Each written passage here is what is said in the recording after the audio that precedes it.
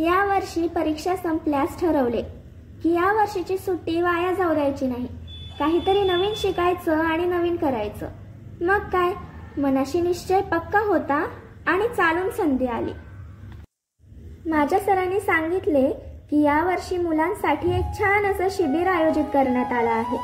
तिथे तुम्ही खूप नवनवीन गोष्टी शिकाल आणि नवनवीन मित्रमैत्रिणीही मिळतील.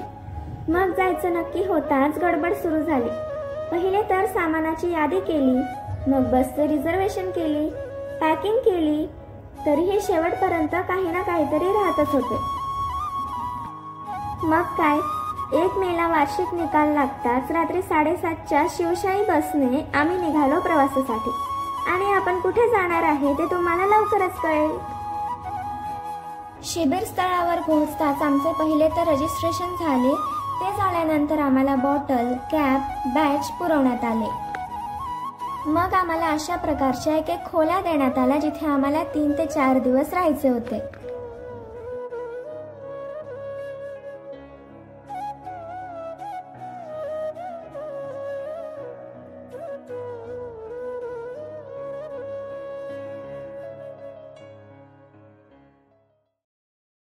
तिथून पुढे आपलं शिबिर कसं होणार आहे, शिबिराचा अजेंडा हे जाणून घेण्यासाठी आम्हाला बोलवण्यात आले सत्संग भवनला.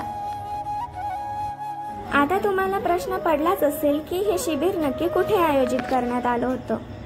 तर हे शिबिर कोल्हापुरातील अतिशय उत्तम आणि नावाजलेल्या अशा कण्हेरी मठात होते.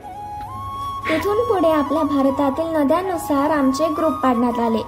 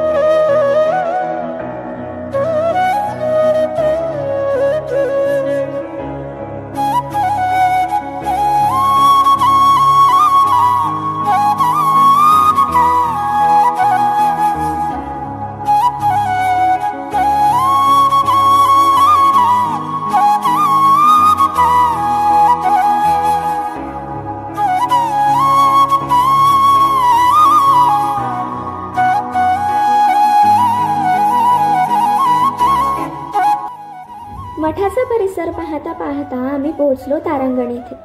इथे आम्ही पहिले तर तारांगण पाहिले, ज्याच्यात आकाशगंगेचं खूप सुंदर असं वर्णन केलं होतं.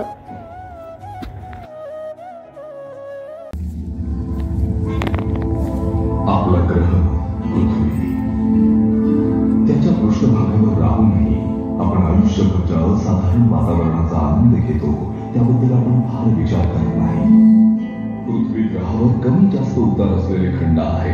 पृथ्वी सूर्यापासून अगदी योग्य अंतरावर आहे. अगदी जवळही नाही आणि खूप दूरही नाही.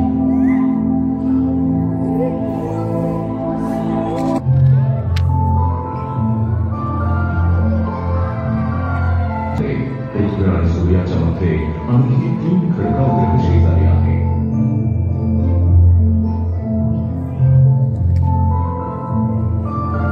बुध हा सर्वात लहान ग्रह आहे. शनी ग्रहाचा एक आकर्षक उपग्रह आहे टायटन, जो बुध ग्रहापेक्षाही मोठा आहे. त्याच्या दाट नायट्रोजनच्या वातावरणाखाली पृष्ठभागावर इथेच्या नद्या आणि तलाव आहे, ज्यांचं तापमान रोज 180 डिग्री सेल्सिअस.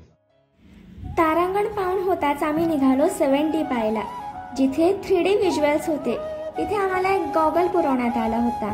आणि मग आम्ही पाहिला माया महल, जिथे आपल्याच प्रतिकृती आपल्याला उलट्या पालट्या, कधी ठेंगणं तर कधी खूपच उंच दिसत होत्या.